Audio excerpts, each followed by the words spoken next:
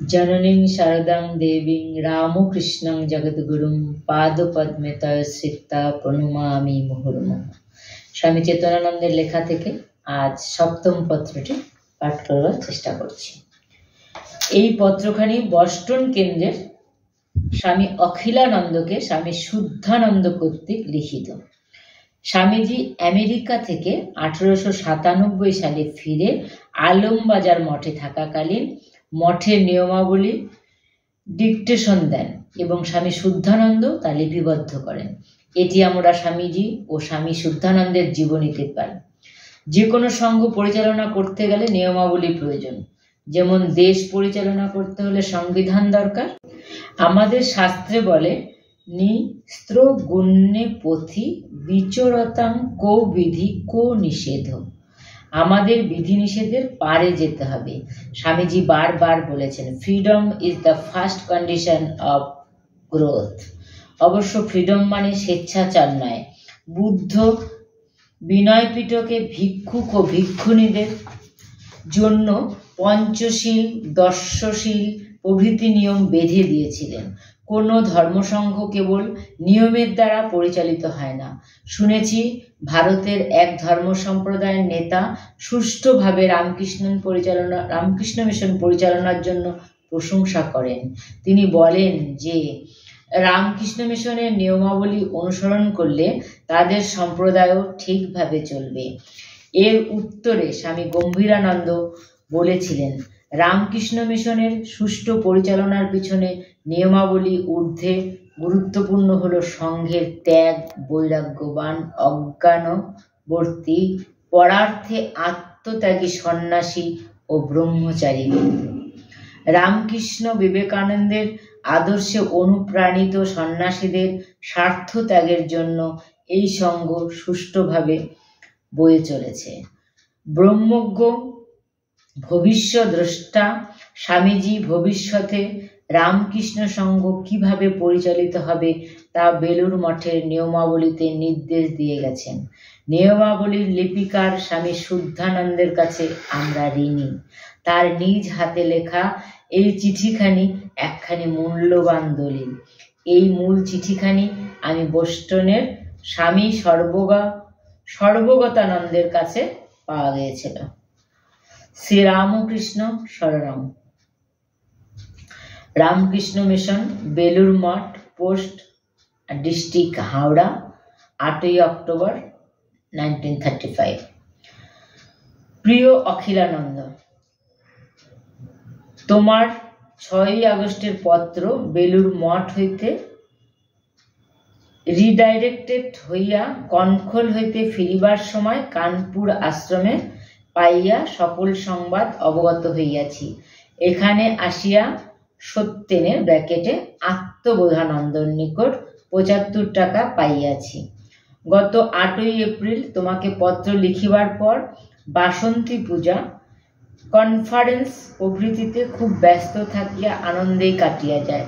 ইহার মধ্যে মিশনের অ্যানুয়াল জেনারেল মিটিংও হইয়া যায়। তাহার পর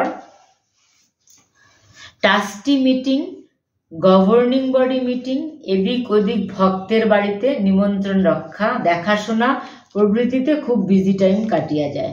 কনফারেন্সে আমাকে আগাগোড়া প্রিসাইড করতে হয়েছিল। রুলস সম্বন্ধে আমার বক্তব্য যাহা স্বামীজি আলমবাজার মঠে প্রথম নিয়ম করিবার সময় বলিয়াছিলেন তাহা এখনো আমার মনে আছে। 1897 সালের মে মাস। আমি তখন মঠে মাত্র 3-4 দিনের জন্য যোগ দিয়াছি। যেদিন মঠে আসিয়া প্রথম থাকি তখন স্বামীজি মহারাজ, যোগেন মহারাজ প্রভৃতির সঙ্গে দার্জিলিংয়ে ছিলেন। তিনি আসিলে মঠে যেন উৎসব পড়িয়া গেল। নানা আলোচনা ইত্যাদি চলিতেছে। পূর্বেই শশী মহারাজকে স্বামীজি মাদ্রাজে পাঠাইয়াছিলেন। বাবুরাম মহারাজ পূজার ভার লইয়াছিলেন। মঠে কেবল নতুন সন্ন্যাসী ও ব্রহ্মচারী বর্গ যথা কালীকৃষ্ণ, প্রকাশানন্দ, কানাই, মুকুল, নিত্যানন্দ স্বামী, হরিপ্রসন্ন, নন্দলাল, সুরেশ্বরানন্দ প্রভৃতি রহিয়াছেন। একদিন নিত্যানন্দ স্বামীজিকে বলিলেন, মহারাজ, আপনারা ও আপনার গুরু ভাইয়েরা শ্রী শ্রী ঠাকুরের ভাবে ও শক্তিতে অনুপ্রাণিত হইয়া সাধন বোধন কার্যাদি করিয়াছেন। এক্ষণে মঠে নতুন সন্ন্যাসী ও ব্রহ্মচারীরাই বেশি ভাগ রহিয়াছে। আপনি অনুগ্রহ করিয়া যদি আমাদের সাধন ভোজন কার্যাদি সুশৃঙ্খলার জন্য কিছু নিয়মবিধি প্রণয়ন করেন তবে বড়ই ভালো হয়।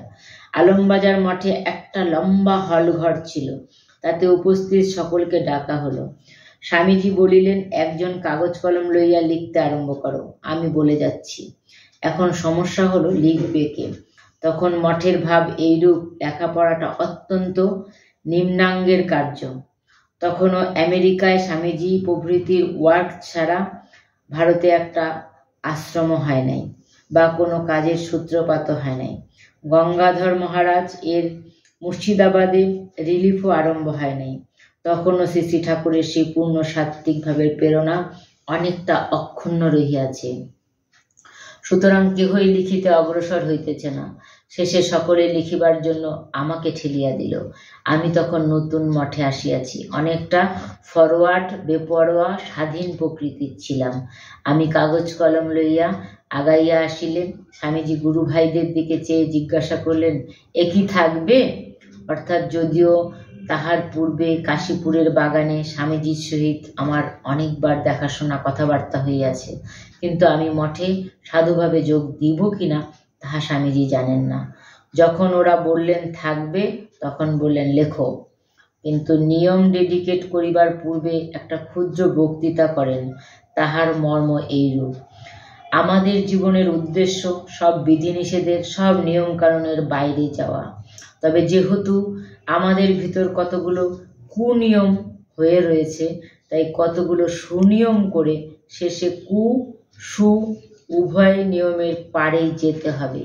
যেমন ঠাকুর বলতেন, একটা কাঁটা পায়ে ফুটলে আর একটা কাঁটা দিয়ে উহা তুলে শেষে দুটোই ফেলে দিতে হয়। তারপর নিয়মগুলি ডেডিকেট করেন। দুবেলা নিয়মিত জপ ধ্যান করা, শাস্ত্র পাঠাদি, ব্যায়াম, কাজকর্ম নিস্তব্ধভাবে ও পরিষ্কার পরিচ্ছন্নভাবে করা ইত্যাদি। তারপর সমস্ত সংঘ কি প্রিন্সিপালে পরিচালিত হবে সেটি প্রায় 1 বছর বাদে নীলাম্বর মুখার্জির বাড়ির মঠে ডেডিকেট করেন। এই দুটি এখন একসঙ্গে ছাপা হয়ে স্বামীজির মঠের নিয়মাবলী নামে প্রসিদ্ধ। 37 বছর বাদে কার্যের প্রসারের সঙ্গে আরও ডেফিনিট হওয়ার প্রয়োজন অনেকের বোধ হয় এই কনফারেন্স করে স্বামীজি প্রণীত নিয়মাবলীর স্পিরিট বজায় রেখে নতুন নিয়মাবলী প্রণীত হয়েছে। এখন সংঘের সাধু ব্রহ্মচারীরা সকলে সেগুলিকে মেনে নিয়ে যথাসম্ভব কার্যে পরিণত করলেই কল্যাণ। আদর্শ হিসাবে প্রেম, ভালোবাসা ইত্যাদি খুব বড় বড় কথা, সন্দেহ নাই, কিন্তু বিস্তারের সঙ্গে সঙ্গে আরও একদিক খুব কঠোর হওয়ার প্রয়োজন হয়ে পড়েছে। ভালোবাসা তুমি জানিবে এবং বোধানন্দ, পরমানন্দ, জ্ঞানেশ্বরানন্দ, বিবিদিশানন্দ, ইন্দু প্রভৃতি জানাইবে। অন্নপূর্ণা, ভক্তি ও ফ্রান্সেসকে আমার হৃদয়ের সশ্রদ্ধ গ্রিটিংস জানাইবে। ইতি তোমার শুদ্ধানন্দ। শুদ্ধানন্দজি মহারাজের এই পত্রটি থেকে বেলুড় মঠের নিয়ম কানুন যা স্বামীজি বেঁধে দিয়েছিলেন, যা মহারাজরা আজও মেনে চলেন, সব মিশনে একরকম নিয়ম, সেই সম্পর্কেই কথা। যে সময় স্বামীজি বলেছিলেন সেটা শুদ্ধানন্দজি মহারাজই লিখে রেখেছিলেন। সেই কথাগুলি আজ আমরা চিঠিতে পড়লাম, যা খুব ভালো লাগলো। আর এই নিয়মই আগাগোড়াই চলে আসছে, যে নিয়মকে আমরা সকলে খুব শ্রদ্ধা করি। খুব ভালোই লাগলো পড়তে। দেখুন আপনাদের কতটা ভালো লাগে। প্রণাম ঠাকুর, প্রণাম মা, প্রণাম স্বামীজি। হরি ওম তৎসৎ। শ্রী রামকৃষ্ণার্পণমস্তু।